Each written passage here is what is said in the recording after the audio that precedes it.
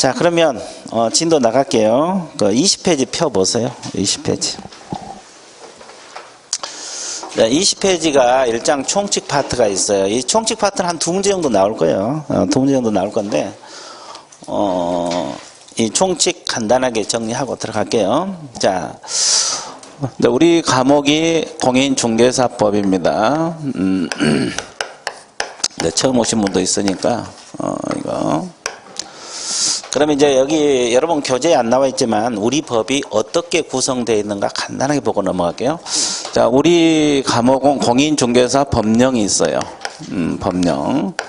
이렇게 구성이 됐어요. 공인중개사 법령. 자, 이 법령이란 말은 공인중개사 법령입니다. 이 세 가지로 구성됐다 그랬죠? 자, 첫 번째가 뭐라 그랬어요? 공인중개사법이 있고, 또 시행령이 있어요. 이 법은 법률입니다. 이제 국회에서 제정을 하는 거예요. 그리고 두 번째가 공인중개사법 뭐가 있어요? 시행령이 있어요. 이 시행령을 달리편해서 대통령령, 대통령령을 달리편해서 줄여서 대령 그렇게 표현해요. 대통령령. 그 다음에 세 번째가 공인중개사법 뭐가 있습니까? 시행규칙이 있어요. 시행규칙을 달리편해서 뭐다? 국토교통부령. 자, 이것은 이제 우리가 이 자체가 뭐 시험 나온 건 아니에요. 근데 이걸 알아야 돼. 왜냐하면 지문에 공인중개사 법령이라고 뜰 수도 있고 법이라고 뜰 수 있거든요. 그러니까 법령하고 법은 틀려요. 법령이란 말은 이 세 가지를 포괄하는 개념이다. 그죠? 예. 법하고 시행령하고 시행규칙을 포괄하는 개념이 공인중개사 법령입니다. 그래서 이제 이걸 알아야 돼요. 지문에, 시험 지문에 공인중개사 법령 이렇게 뜰 수도 있고, 법이라고 뜰 수도 있고, 시행령이라고 뜰 수도 있으니까, 이 용어는 알고 들어가셔야 돼요. 그죠? 예. 여러분 교재는 없어요, 이거. 자, 우리 법은 이렇게 구성되어 있다. 그래서 법은 법률이고, 시행령은 대통령령, 시행규칙은 국토교통부령. 그렇습니다. 이 개념은 알고 있어야 돼. 그럼 여기서 하나 짚고 넘어갈게요. 자, 우리 과목 보면 시험 범위는 이거 다 시험 나옵니까? 안 나옵니까? 다 나와요. 여기다 뭐까지 공부하라 그랬어요? 판례도 공부하셔야 돼요. 판례.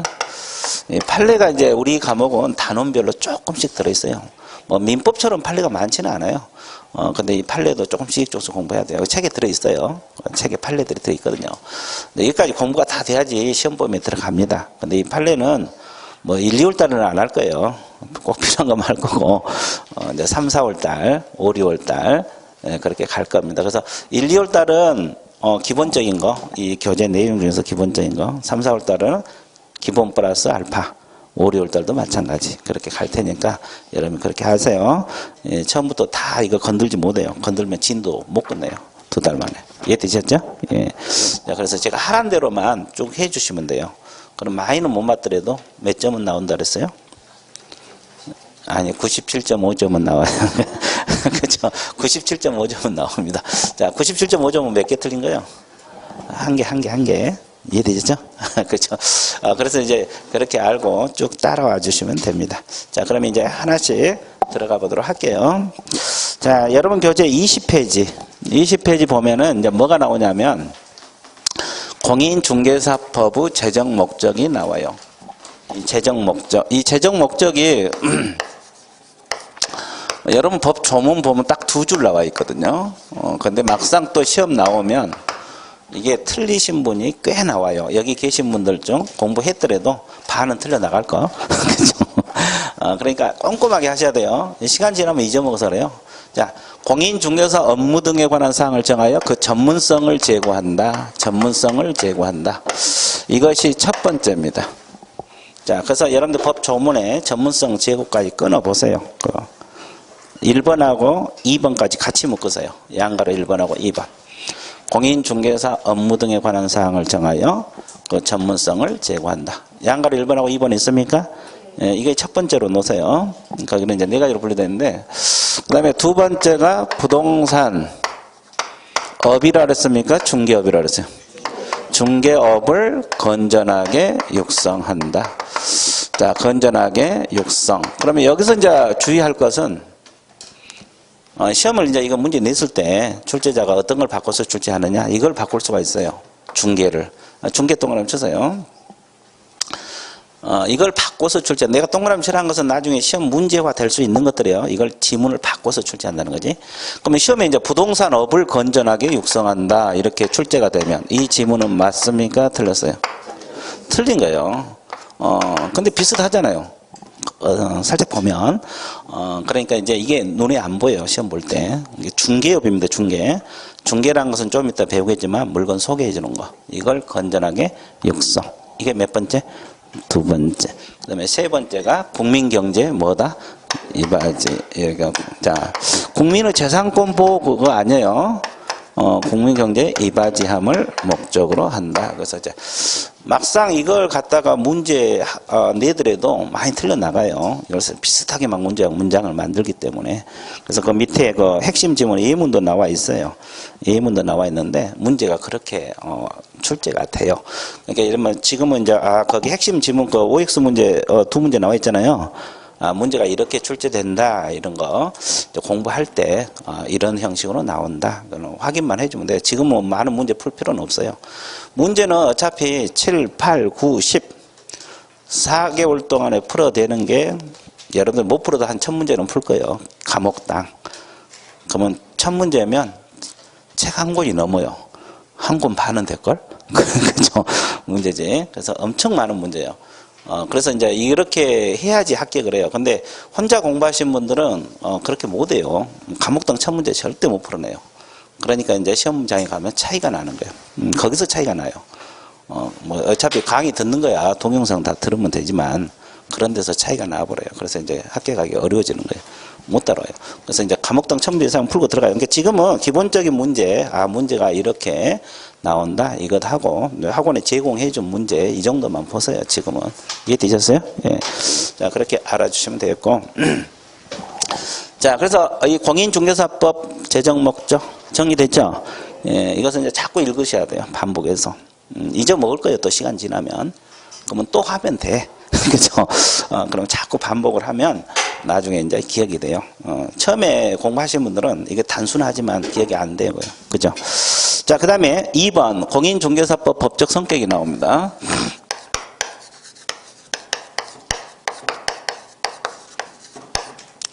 자, 법적 성격이 나와 있는데 우리 중개사법은 어떤 성격을 가진 법이냐 이겁니다. 그래서 우리 법은 부동산 중개에 관해서는 가장 기본적인 법입니다. 그래서 기본법, 또 달리 표현해서 일반법이란 말을 써요. 이제 일반법이라는 것은 누구에게나 적용돼요. 그러니까 중개업에 종사하신 분들은 누구나 우리 공인중개사법을 적용을 받게 되는 겁니다. 그래서 중개에 관한 가장 기본적이면서 일반법적 성격을 가지고 있다. 이 말입니다. 그죠? 중개업에 종사하신 분들은 두루 이 법을 적용을 받아요. 그 다음에 두 번째. 근데 이제 민법하고 비교하면 또는 상법하고 비교하면 우리 중개사법이 특별법적 성격을 가지고 있어요. 그러니까 일반법적 성격을 중개에 관해서 일반법적이지만 민법과 비교하면 특별법이다 이 말이야. 특별법은 특정한 사람이랄지 특정 사항, 특정 지역에만 적용되는 법을 특별법이라 해요. 그러면 이렇게 생각해봐요. 민법은 일반인 누구에게나 적용돼요. 일반인, 사인들. 근데 우리 중개사법은 중개업에 종사하신 분들만 적용을 받아요. 그러면 범위가 한정이 돼 있어 안 돼 있어? 돼 있어. 그래서 민법하고 비교하면 우리 법이 특별법이에요. 그러면 왜 이걸 구별하냐면 특별법 우선의 원칙 때문에 그렇습니다. 그러니까 민법 규정하고 우리 공인중개사법 규정이 서로 저촉되는 법 규정이 나타날 수도 있어 없어요? 있어요. 그럼 어느 법을 먼저 적용받는다? 특별법 공인중개사법을 먼저 적용받는다. 그죠? 그냥 들어봐요. 늦게 오신 분은 그냥 들어봐. 민법에서 쌍방대리 못하게 돼 있어요. 쌍방대리 못하게 돼 있는데 본인 허락이 있으면 돼. 쌍방대리 할 수 있거든요. 근데 우리 공인중개사법은 본인이 허락이 있어도 쌍방대리 못하게 돼 있어요. 한 바퀴 도시면 조금 들어본 적 있죠? 그러면 민법 규정하고 쌍방대리 규정, 우리 중개사법 쌍방대리 규정하고 서로 같아요, 달라요? 그죠? 그럼 어느 법을 따라야 돼? 우리 중개사법 따라야 돼. 중개업에 종사하신 분들은. 그죠? 그러니까 본인이 허락이 있어도 쌍방대리 하라 하지 말라? 하지 말라. 예를 들어서 그렇다 이 말이에요. 그런 건 나중에 배울 거니까. 그래서 민법하고 비교하면 우리 중개사법이 특별법을 성격을 가지고 있다. 이런 뜻이에요. 예. 자, 그 다음에 또 하나, 이 법을 분류할 때는 공법, 사법, 중간법 이렇게 분류가 돼요. 그럼 우리 중개사법은 공법으로 봐야 돼요? 사법으로 봐야 돼요? 중간법으로 봐야 돼요? 중간법입니다. 이 중간법을 달리 표현해서 뭐라 하냐? 혼합법. 혼합법을 또 달리 표현해서 뭐라 하냐? 사회법 이렇게도 표현을 해요. 이것은 무엇을 중간이라는 거예요? 공법하고 사법의 중간이다. 공법하고 사법은 뭐다? 중간이다. 그럼 공법은 누구하고 관계를 규율한다 그랬어요? 국가하고 개인 간의 관계. 자, 이건 다 아실 거예요. 그러면 공법, 사법은 누구? 개인과 개인 간의 관계.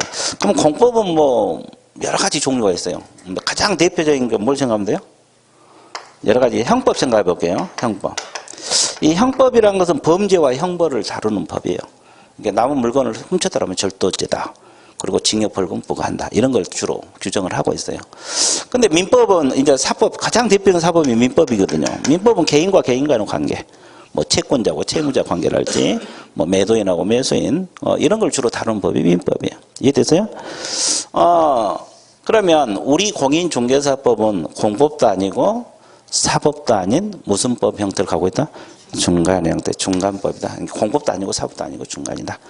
이해되세요? 그럼 예를 들어볼게요. 자, 왜 중간인가를 봐주셔야 돼요. 자, 이게 건물입니다. 앞으로 건 동그라미 그러면 건물. 오늘 처음 오신 분들. 자, 그러면 이 갑소유 건물입니다. 갑의 건물입니다. 의가 뭐라 그랬어요? 의뢰인. 의 동그라미 의뢰인입니다. 자, A가 누구요? 개업공인중개사. 이 중개업소 사장을 개업공인중개사를 해요. 줄여서 개공. 이해되세요? 자, 그러면 의뢰인이 이 물건 중개해달라고, 팔고 싶은데 중개해달라고 개공에게 맡길 수 있어, 없어요? 그럼 이때 맺는 계약을 무슨 계약? 중개계약이라 그래요. 이제 우리 과목 공부하는데 가장 기본이 오늘 오신 분들.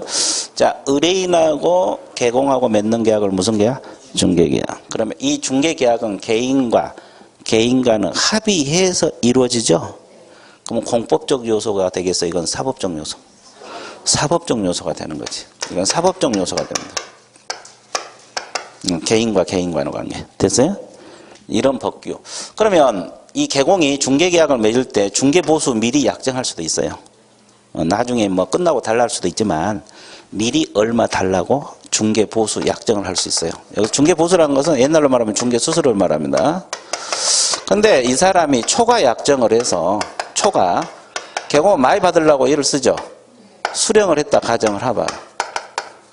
그러면 우리 공인중개사법에서 제재를 부과해요. 자, 징역 벌금 들어가죠? 몇 년하고 몇 년? 1년하고 1천 들어갑니다. 제재는 서서히 할 거고 일단 봐보세요. 그러면 잘못했으면 이 제재, 징역 벌금을 부과한다 이런 규정. 이런 규정은 공법적 요소가 되겠어요? 사법적 요소? 공법적 요소. 이거 형법 같은 건 징역 벌금 부과하잖아요. 공법적 요소입니다.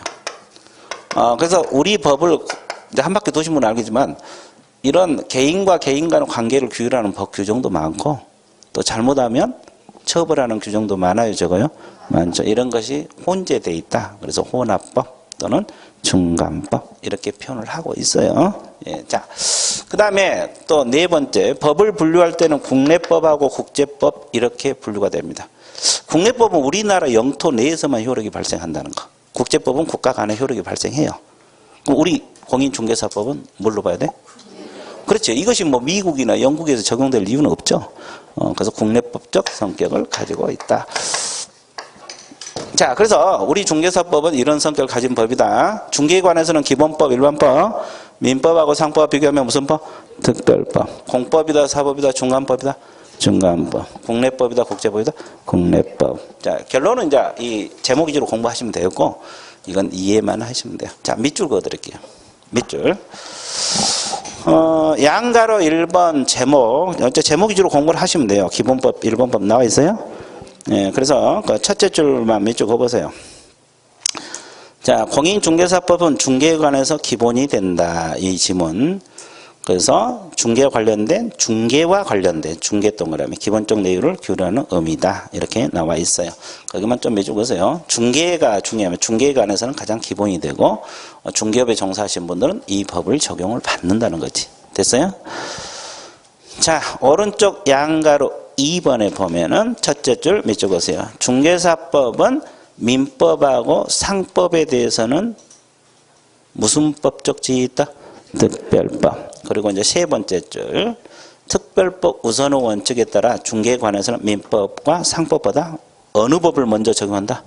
공인중개사법. 내가 아까 쌍방대리 이를 이야기했죠. 민법의 쌍방대리 법 규정하고 중개사법 쌍방대리 규정이 서로 저촉된다. 그럼 어느 법을 따라야 된다? 공인중개사법. 중개업에 종사하신 분들은 그렇다 이 말이에요. 됐어요? 예. 자, 그 다음에 양가로 3번. 자, 중간법, 혼합법, 사회법 있죠? 예, 첫째 좀 해주세요. 공인중개사법은 무슨 법이다? 사회법. 이걸 달리 표현해서 그 네 번째 좀 해주세요. 혼합법 또는 뭐라고 부르기도 한다? 중간법. 그리고 계속 해주세요. 사법적 요소는 중개계약하고 손해배상. 자, 중개계약도 의뢰인과 개인과 개인과는 관계죠? 손해배상도 개인과 개인과는 관계죠? 이런 법 규정은 공법적 요소요, 사법적. 그리고 공법적 요소는 지도 감독이랄지 제재. 나와 있어, 안 나와 있어요? 나와 있어. 이런 건 공법적 요소다 이 말이에요. 그죠? 예. 형법도 뭐 제재 많잖아요. 같은 원리입니다. 이런 법 규정이 혼재되어 있다. 이해되셨어요? 예. 자, 그 다음에 양가로 4번 국내법이라 그랬습니까? 국제법이라 했어요? 국내법 나와 있죠? 예, 그래서 첫째 줄이죠. 대한민국 영토 내에서만 적용이 된다. 그러면 우리나라에 있는 애국인에게는 이 법이 적용되겠어요? 안 되겠어요? 됩니다. 그러니까 우리나라 영토 내에서는 애국이든 내국이든 다 이 법을 적용받아. 중개하고 관련해서는. 이해되셨어요? 예. 그래서 우리 법의 법적 성격을 공부해 봤어요. 자, 어려운 건 없어요. 잊어먹으면 또 하면 돼요. 언제까지? 시험 볼 때까지. 내가 그랬잖아요. 10번은 봐야 돼. 안 돼. 10번은 봐야 돼. 그래야지 원활하게 문제를 풀어낼 수 있어요. 그러죠? 응용력도 생기고. 우리가 이제 문제를 보다 보면 단순 문제도 있지만 응용 문제도 많거든요. 그리고 공부는 조금 더 깊게 해둘 필요가 있어요. 수험생들 꼭 60점대에 맞춰서 공부를 하니까 문제가 생기거든요. 좀 넉넉하게 공부를 좀 해 주실 필요가 있어요. 자, 그래야 조금 어렵게 나오더라도 그걸 헤쳐나갈 수가 있는 거고 또 실수를 하더라도 만회할 수 있어요. 그래서 조금 넉넉하게 딱 60점대만 공부해 놓고 안 하니까 자꾸 문제가 생기는 거예요. 이해됐죠? 자, 그 다음에 이제 DP에 넘어가세요. 2절 뭐가 나옵니까? 영어는 매년 출제가 돼요. 매년 출제가 되고 중요하다 그랬어요. 자주 틀리고 가장 먼저 나온 용어가 뭡니까? 그 다음에 나온 것이 중개업 그 다음에 나온 것이 공인중개사. 그 다음에 나온 것이 개업공인중개사. 개업공인중개사입니다. 그 다음에 나온 것이 소속공인중개사. 소속공인중개사. 그 다음에 나온 것이 중개보조원이 있어요. 자, 이 용어는 가장 기본이면서 시험도 가장 자주 나와요. 그리고 수험생이 가장 자주 틀리는 게 용어예요. 나중에 9월달 가봐요. 다른 건 다 맞아. 근데 이 영어 문제는 틀리더라고. 신기해. 가장 11월부터 강의한 건데 영어 문제는 잘 틀려요. 영어는 꼼꼼하게 해야 돼요. 다른 것보다도 특히. 법조문 그대로 숙지하셔야 되고. 그러죠? 예. 이제 하나씩 분석 들어갈게요. 그리고 이제 처음 오신 분을 위해서 이 개업공인중개사를 줄여서 뭐라 그래요? 소속공인중개사를 줄여서 소공 이렇게 표현할 거예요. 그러니까 알아먹으셔야 돼요. 개업공인중개사 줄여서 개공, 소속공인중개사 줄여서 소공 이렇게 알아먹어야 돼요. 자, 그러면 중개 개념부터 들어갈 건데 중개 개념 법 조문 한번 읽어보세요. 뭐라고 그랬어요?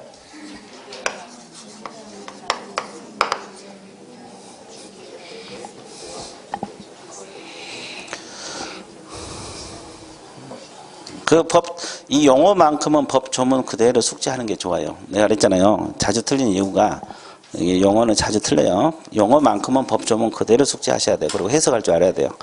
자, 그러면 법 3조라는 것은 우리 공인중개사법 3조를 말합니다. 이걸 줄여서 이제 법정이라 그래요. 법정이란 말은 법률의 규정이다 이 말이에요. 법정 중개 대상물에 대하여 이렇게 표현합니다. 그다음에 거래 당사자 간의 그렇습니다. 거래 당사자 간의 뭘 중개한다는 거예요? 매매하고 교환하고 임대차 그렇습니다. 그 다음에 그 밖에 뭐다? 권리입니다. 권리의 득실, 변경, 행위를 뭐한 것이다? 알선한 것이 중개다. 이렇게 나와 있어요. 자, 이 법조문 그대로 좀 숙지해 준 게 좋겠어요. 이제 그대로 해석하는 거예요. 법에 정한 중개 대상물. 중개 대상물은 이분이 중개할 수 있는 물건. 이게 뭐냐? 이거죠? 자, 상식적으로 토지 중개할 수 있어요? 아, 있구나. 자, 건축물은? 있죠. 자, 그 다음에 그 밖에 토지의 정착물들이 있어요. 그 밖에 토지 정착물이라는 것은 건축물도 정착물이죠? 건축물을 제외한 나머지 정착물. 그 밖에 토지 정착물. 그 다음에 또 뭐가 있어요? 임목이 있고, 또 광업재단이 있고, 공장재단이 있어요.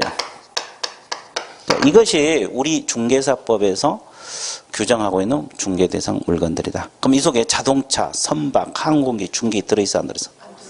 그러면 자동차나 항공기는 법정 중개대상물이 아니죠. 그러면 개공이 중개할 수 없다 이 말이에요. 그죠? 예. 그러면 권리금, 여러분 그 상가 임대하면 보증금 얼마예요? 권리금들이 있잖아요. 권리금은 중개대상물에 들어갈 것 같아요? 안 들어갈 것 같아요? 안 들어갑니다. 권리금 안 들어가. 이건 판례에서 나온 거예요.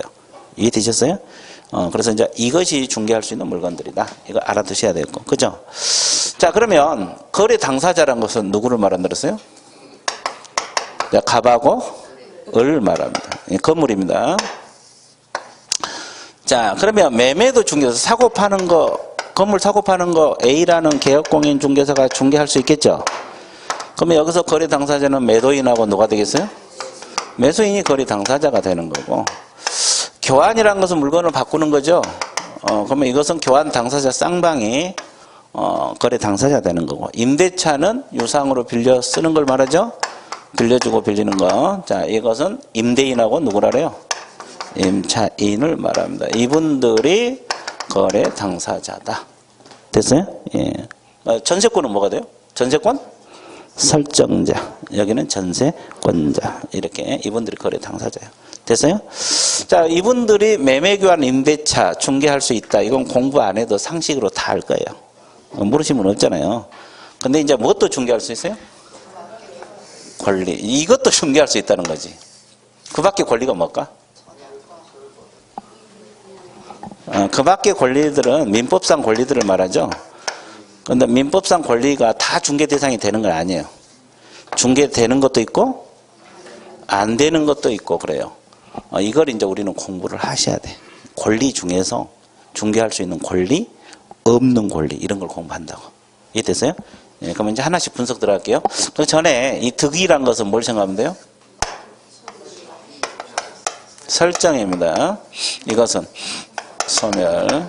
변경은 변경 또는 이전 이렇게 생각하면 돼요. 이런 행위를 알선한 게 중개다. 이런 게 뭐 좀 늦게 오신 분들은 그냥 들어봐요. 어차피 시간 지나면 다 알게 돼요.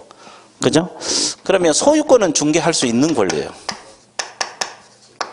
그리고 이제 지상권이라고 있고 지역권이라고 있고 전세권이 있어요.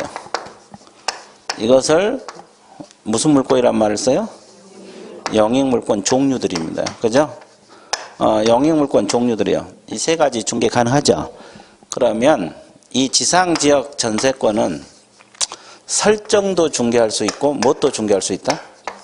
이전 셋 다 중개 가능해요. 이 세 가지는 설정 이전 가능해요.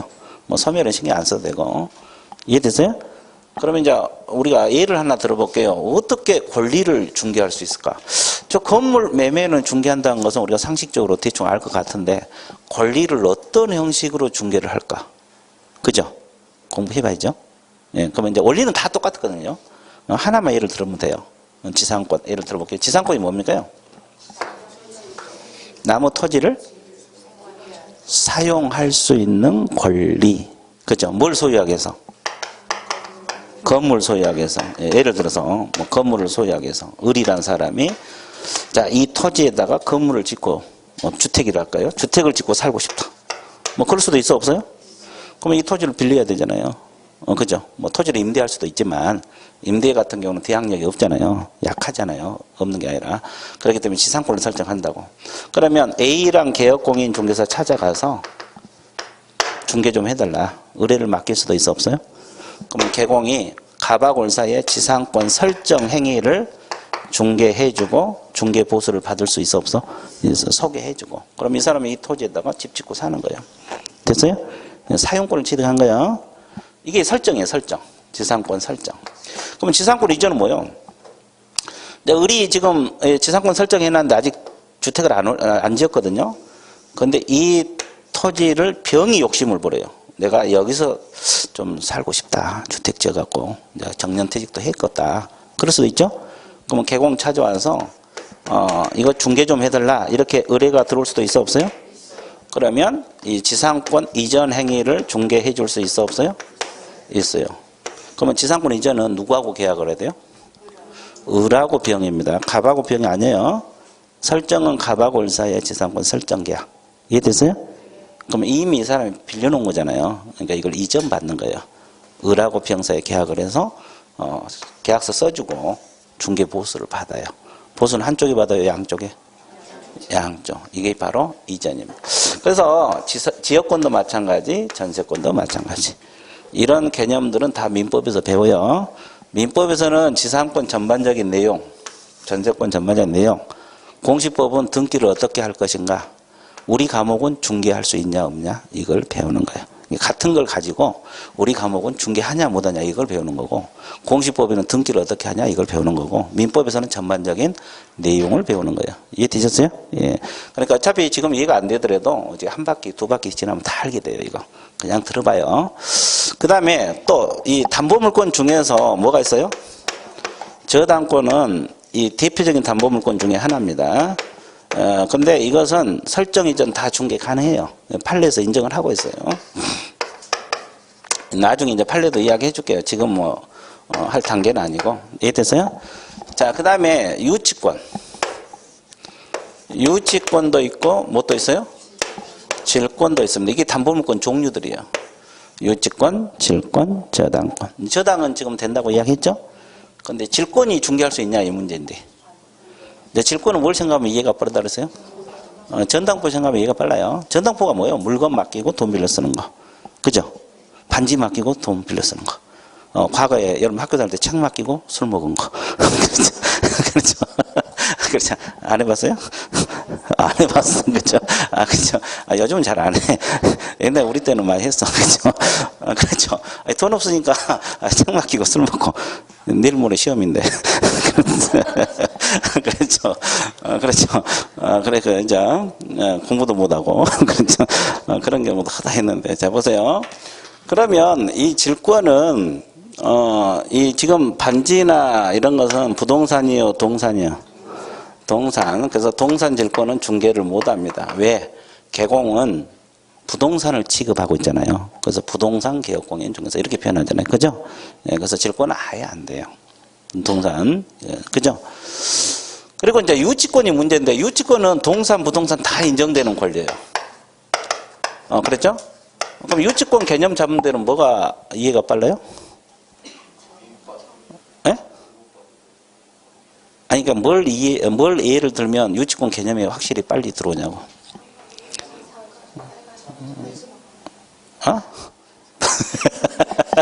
뭐 빨간 현수막 걸어? 아니, 좋았어요. 빨간 현수막, 뭔 빨간 현수막 걸리는 이렇게 생각하면 되죠. 우리가 보통 이제 그 카센터 생각하면 빠르죠. 자동차 수리.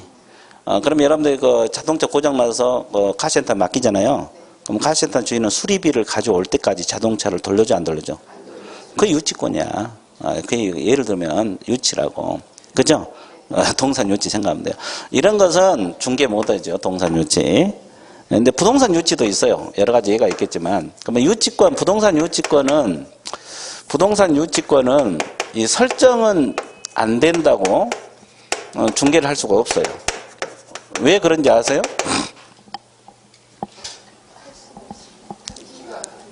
아니, 그게 아니고 법정 담보라 그랬어요. 법정 담보란 뜻은 뭐냐면 법의 규정에서 담보가 설정된다 이런 뜻이에요. 이해되세요? 그러면 둘이 유치권 설정하자 말을 안 하더라도 당연히 돈을 안 주면 그 물건을 잡을 권리가 있어 없어? 있어요. 말 한 자리 안 해도 유치권 설정하자 말 안 해도. 이해되세요? 그러면 개공이 둘이 합의를 해야지 갑하고 을 사이에 끼어가지고 유치권 설정이냐 이전을 중개할 수 있을 거 아니에요. 아, 그렇죠? 근데 법에 의해서 당연히 인정이 돼버리기 때문에 개공이 끼어들 수가 있어 없어? 없어. 그래서 법정이란 말이 들어가 버리면 법률의 규정이란 뜻이거든요. 설정은 무조건 안 돼요. 그럼 아까 지상권은 합의해서 성립이 되는 거거든요. 그러면 설정 이전 다 중개할 수 있다 그랬죠. 근데 법정 지상권이라고 했어요. 이건 뭐겠어요? 법의 규정에서 지상권이 설정된 거. 이건 무슨 지상권? 그럼 법정이란 말이 들어갔어 안 들어갔어? 그럼 설정은 되겠어요 안 되겠어요? 이전만 돼. 이것도 이전만 됩니다. 이해되세요? 그러니까 이 법정이란 말 또는 법률의 규정 이런 단어가 들어가면 무조건 안 되는 거야. 설정은. 왜? 개공이 소개해 줄 수가 없어요. 법에 의해서 당연히 인정이 돼버리기 때문에. 이해됐습니까? 예. 그러니까 이걸 뭐 법정이란 말 그래서 이거 이해한 게 편해요. 그죠? 근데 이전은 됩니다. 유치권. 자, 중개가 가능해요. 이건 판례에서 인정을 하고 있어요. 자, 그러면 종합 정리해 줄게요. 지상지역 전세권은 설정 이전 다 중개할 수가 있다 없다? 있죠. 그죠? 설정도 중개하고 이전. 근데 담보물권 저당도 설정 이전 가능해요. 근데 질권은 된다 안 된다? 안 된다. 유치권은 설정은 안 되고 이전만. 그게 결론이야. 이제 결론 공부하는 거 나머지는 이해하게 한 거고 설정은 안 되고 이전만 된다. 근데 출제자가 유치권 설정 이전 이렇게 물어보면 좋은데 유치권이 되냐 이렇게만 물어봐요. 특히 그것도 개수 문제. 중개 대상인 권리가 몇 개냐. 유치권 딱 넣어놨어요. 그러면 지금 설정은 안 되고 이전은 되잖아요. 그럼 여러분들은 답을 어떻게 해야 돼요? 안 된다고? 강력히 주장하십니까? 이렇게 날이 추워지는데도? 그렇죠. 그렇죠. 여기는 안 된다고 봐야 돼? 된다고 해 주셔야 돼요. 뭐가 되니까? 이전이 되는 거예요. 되는 거예요. 유치권이 되냐 이렇게만 물어보면 중개할 수 있다 없다? 있다. 일부가. 그러면 법정지상권 뭐가 또 안 돼. 이전은 되니까 되는 거지.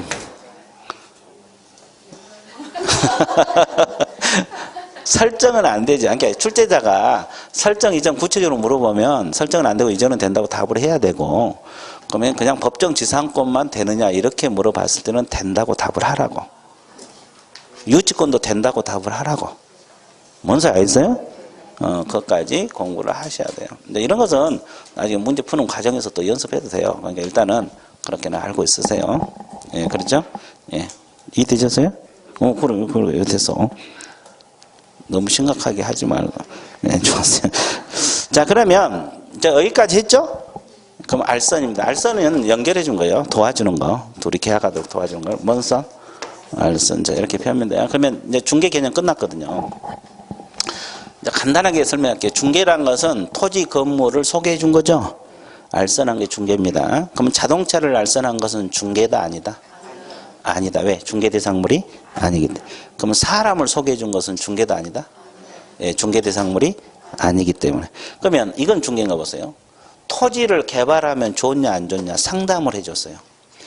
누가 의뢰인이 이 토지 개발하면 좋아요 그러고 물어보니까 개공이 상담을 해줬어. 이것은 중개 개념에 들어가 안 들어가? 왜 안 들어가요? 아니 토지는 중개 대상물이 되잖아요. 상담은 알선이 아니기 때문에. 알선이 아니기 때문에. 고민 해결해 준 거지. 그렇잖아요. 이게 두 가지가 다 충족돼야지. 이것하고 알선하고 충족이 돼야지. 상담은 토지 개발은 토지는 중개 대상물이 되잖아요. 근데 알선이 아니기 때문에 중개가 아니고 자동차는 알선은 맞는데 이게 물건이 아니니까 중개가 아니다 이 말이에요. 이해되셨어요? 예. 그렇게 공부하는 거죠. 중개 개념은 끝났어요. 그죠? 그러면 잊어먹으면 어떻게? 또 하는 거예요. 계속. 그죠? 그죠? 그죠? 계속하시면 안 돼요. 그죠? 한동안 계속하셨어요. 자, 그러면 밑줄 좀 긋고 넘어갈게요. 밑줄 좀 긋고. 자, 그 22페이지 양가로 1번 중개 대상물 나와 있어요? 첫째 좀 밑줄 그으세요. 토지, 건축물. 양가로 1번입니다. 밑에 양가로 1번. 찾았어요? 첫째 점이죠. 토지, 건축물, 그 밖에 토지 정착물, 임모, 광업재단, 공장재단을 중개 대상물로 대상이 된다. 거기까지. 밑줄 걷습니까? 예. 자, 그 다음에 양가로 2번. 거래 당사자가 하는 거래 행위 나와 있죠? 첫째 점 밑줄 그으세요. 자, 득실 변경 주체는 모두 거래 당사자여야 된다. 거래 당사자는 아까 매매는 누구라 했어요? 매도인하고 매수인. 임대차는 임대인하고 임차인. 이걸 말하는 거고, 그 다음에 어디다 밑줄 그냐면, 네 번째 줄, 그 밖의 권리 개념 나와 있어요? 자, 지상, 지역, 전세권 등 용의물권. 이건 아까 설정 이전 다 중개할 수 있다고 했어요. 그리고 저당권 등 담보물권. 저당은 설정 이전 다 되죠? 근데 아까 유치권은 어떤 것만? 이전. 질권은 아예 안 된다고 이야기했습니다. 그 뒤에 또 나와요. 일단 그거 밑줄 그어 놓으시고. 자, 그 다음에 알선 개념은 뭐 큰 내용은 없어요. 두 번째 줄만 밑줄 그으세요. 포괄적 개념으로서 거래가 이루어지도록 도와주는 뭐다? 행위. 뭐 이렇게 생각하면 돼요. 연결해주는 행위. 계약하도록. 자, 이 정도 정리가 끝났어요. 그래서 일단 밑줄 그어 드릴 테니까 밑줄 근거 위주로 공부를 하세요. 그죠? 1, 2월 달에는. 또 3, 4월에는 또 더 깊게 들어갈 수도 있고. 자, 그러면 이제 중개 개념이 뭔지 감 잡았죠? 예, 그 밖의 권리까지 공부를 해봤습니다. 자, 그럼 이제 뭘 공부하러 들어가냐? 두 번째 중개 어부 개념으로 넘어갑니다. 중개 업은 딱 세 가지가 충족이 돼야 돼. 몇 가지? 세 가지.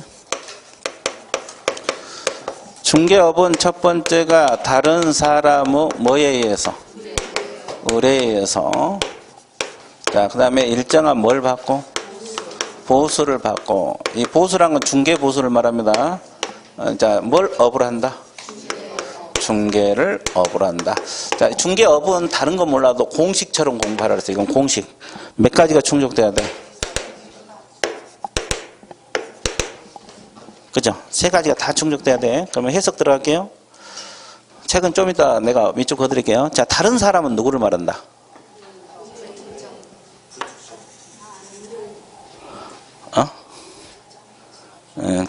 자, 의뢰인을 말한다. 의뢰인. 의뢰인을 다른 사람이라 그래요. 그럼 이게 건축물이다 그러면 이 사람이 의뢰를 합니다. 누구에게 의뢰를 해요? 개업공인 중개사가 팔고 싶다 중개 좀 해달라 의뢰가 들어가죠. 그러면 의뢰인 범위를 한번 봐드릴게요. 보통 의뢰인 누가 돼요? 소유자지, 소유자. 자기 물건 팔려고 내놓은 거잖아요. 이게 의뢰인은 대부분 소유자가 대부분이야. 그죠? 그러니까 소유자가 대부분이고, 근데 간혹 가다가 병이 소유자고 갑이 병의 대리인 자격으로서 의뢰가 들어올 수도 있어 없어? 있죠. 그러니까 원래 소유자는 병인데 갑이 대리인으로서 개공에게 중개 중 의뢰가 들어올 수도 있죠. 그러면 대리인도 의뢰인 범위에 들어가 안 들어가? 들어가요. 그리고 수임인도 의뢰인 범위에 들어가요. 수임인이란 단어 들어보셨어요? 들어봤고.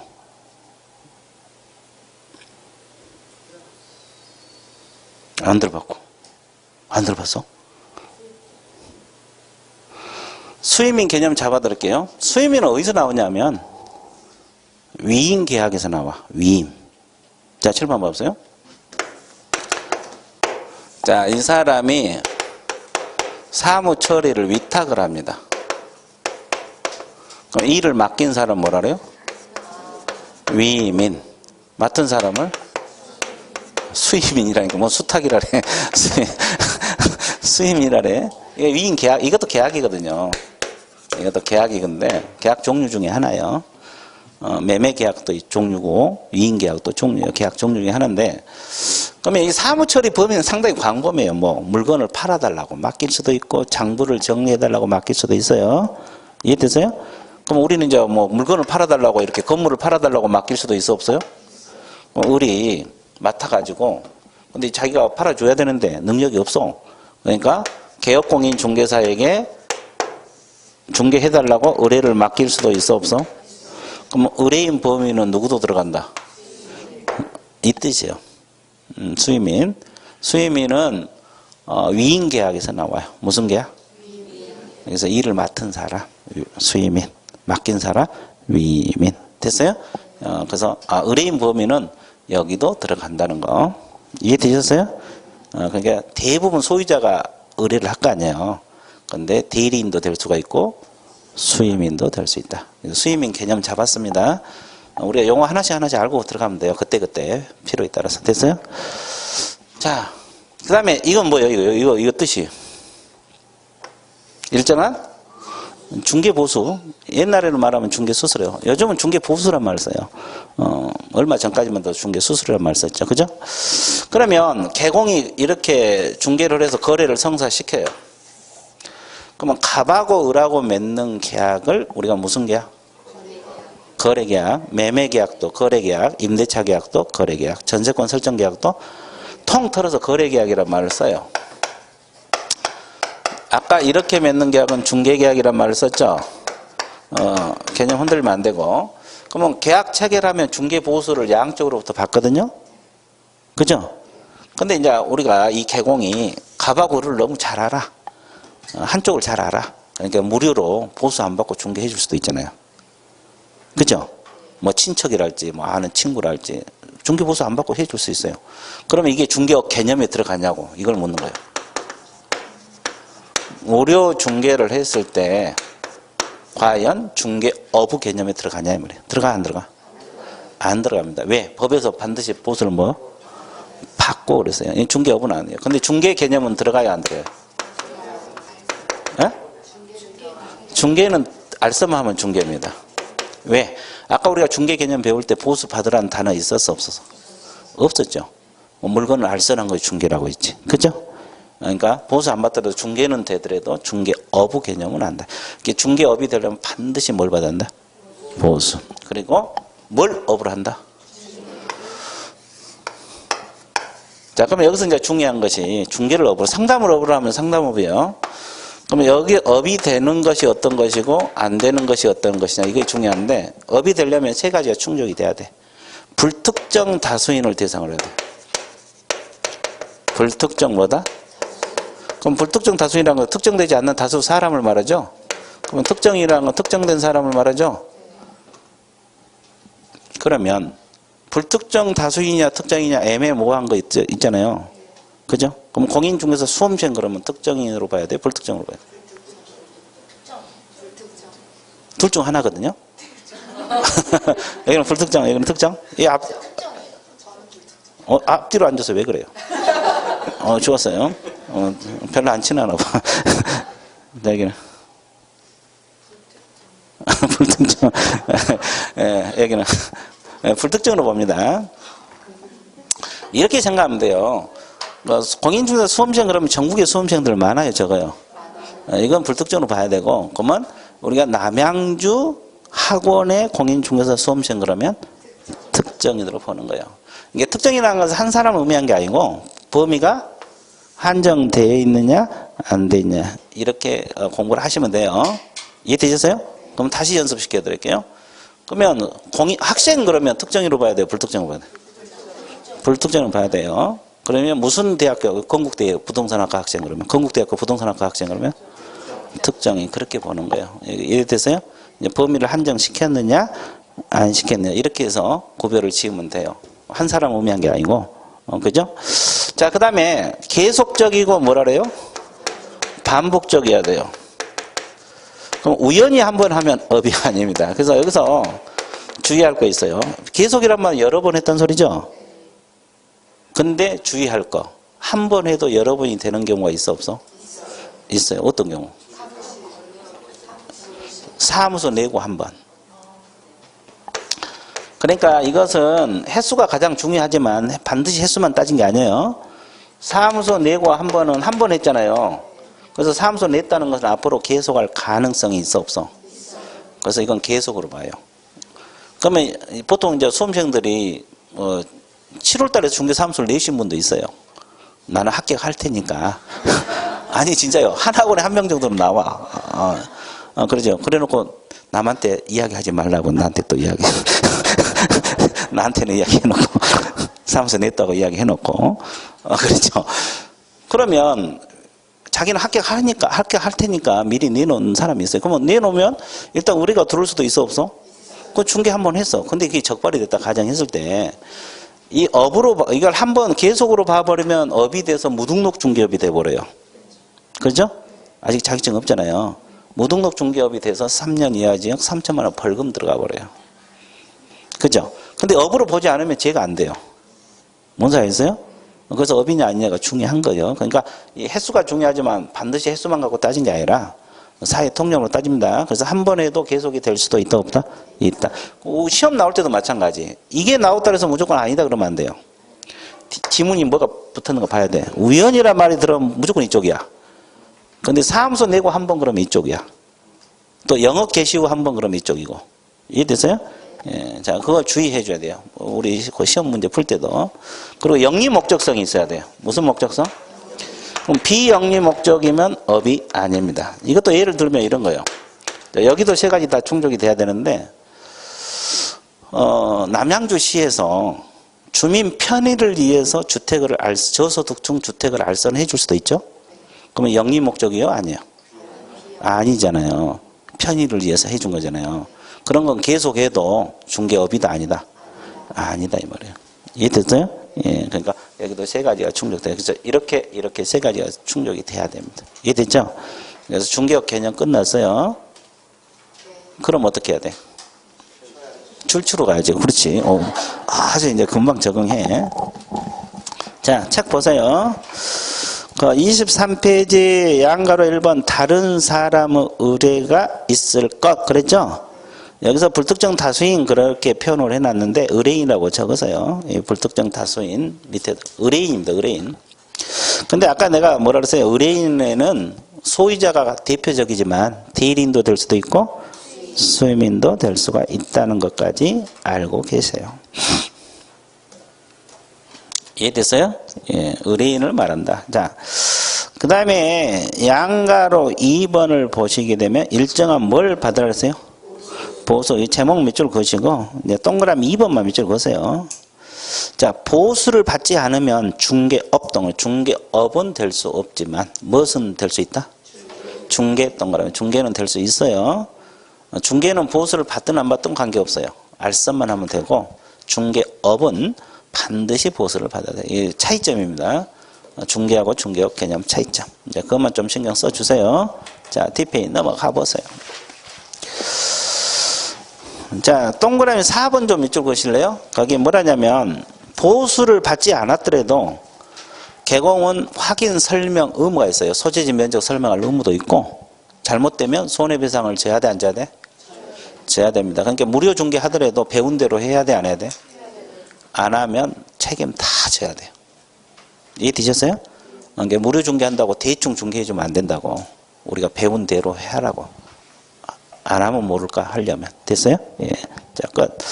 자, 양가로 3번을 보시게 되면 뭘 업으로 한다?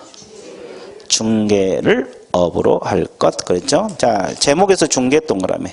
아까도 얘기했지만 중개를 업으로 해야지 중개업입니다. 그러면 상담을 업으로 하면 상담업이 되는 거예요.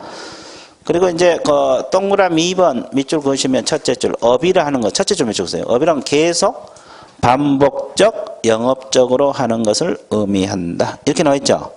근데 세 번째 줄 후단에 사회 통념이라는 단어가 나와요. 이 말은 한 번 해도 계속이 될 수 있다 이 말이에요. 횟수만 갖고 따진 건 아니다. 사회 통념이라는 단어 밑줄 그으시고. 자, 그래서 부연 설명 나왔어요. 세 번째 후단 네 번째 줄. 네 번째 줄 우연한 기회에 우연한이 중요해요. 일에 건물한 것은 중개업에 해당이 된다 안 된다? 그것은 한 번으로 보니까 그렇다 이 말. 그러나 사무소 간판을 걸고 일해. 밑에 보세요. 간판을 걸고 일해. 이것은 중개업에 해당된다는 겁니까? 안 된다는 거예요? 해당된다. 그렇게 나와 있어요? 안 나와 있어요? 쉬운 것 같아요? 어려운 것 같아요? 쉽죠? 그렇죠? 그렇죠? 자, 그래서 일단 그 말이다. 개념 잡았어요? 예, 그래서 일단 그 정도만 밑줄 그어볼게요. 그러면 중개업에 대해서 공부했죠? 업에 대해서 하나만 더 할게요. 중요한 거. 그러면 지금 여러분은 중개사무소 개설 등 중개업을 하려면 관청에다 등록하고 중개업을 해야 되거든요. 그러면 개설 등록이 돼 있어 안 돼 있어? 당연히 안 돼 있죠. 그죠? 그죠? 근데 옆집에서 의뢰가 들어와서 보수받고 계속 했다고 가정을 해봐. 그러면 중개업 개념에 들어가냐고. 지금 여러분 공부하고 있는 상태에서 공부한다라니까 옆집에서 중개 좀 한번 해봐라. 그래 해줬어요. 그러니까 고맙다고 또 보수 줄 거 아니에요. 받았어. 근데 동네 소문 나가지고 서로 해달라 그랬고 계속 했다고. 공부하면서 돈 벌면서. 그럴 수도 있잖아요. 그러면 세 가지 다 충족이 됐어 안 됐어? 됐잖아요. 그러면 중개업 개념에 들어가냐고. 들어가요. 들어가. 그러니까 무등록 중개업으로 처벌을 받는 거예요. 그러니까 등록을 하고 세 가지를 충족했으면 적법 중개업. 뭔 소리 알겠어요? 여러분같이 등록을 안 하고 계속 한 사람 되면 무등록 중개업. 그래서 중개업의 개념에 들어가는 거예요. 그게 중요해요. 그 시험 나오면 자주 틀리거든요. 그래서 여기다가 등록 유무 불문 이렇게 적어 놓으면 돼요. 제목에다 적든지. 개설 등록을 말합니다. 그러면 결국은 뭐예요? 등록을 했건 안 했건 몇 가지만 충족되면 세 가지만 충족되면 중개업의 개념에 들어간다. 중개업의 개념에 들어간다. 그러니까 등록하고 하면 적법 중개업이니까 괜찮고 등록을 하지 않고 하면 무등록 중개업으로 처벌을 받는다 이 말이에요. 개념 잡았어요? 그거 또 중요해요. 이제 중개업에 대해서 공부가 끝났어요. 됐어요? 그럼 우리가 지금 중개업하고 중개 두 가지를 지금 배웠잖아요. 가장 근본적인 차이가 뭐예요? 예, 차이점을 공부를 해봐요. 이것은 보수를 안 받아도 중개가 돼요? 안 돼요? 돼요. 근데 중개업은 반드시 뭘 받아야 돼? 보수를 받아야 되고. 자, 중개는 한 번 해도 중개가 되죠? 여긴 계속적으로 해야 돼? 안 해야 돼? 이런 게 차이점이에요. 물론 이제 한 번도 계속이 될 수도 있어요. 상황에 따라. 근데 이게 중개하고 중개업 개념 차이다. 됐습니까? 예. 자, 이런 걸 구별을 해 주시면 되겠어요.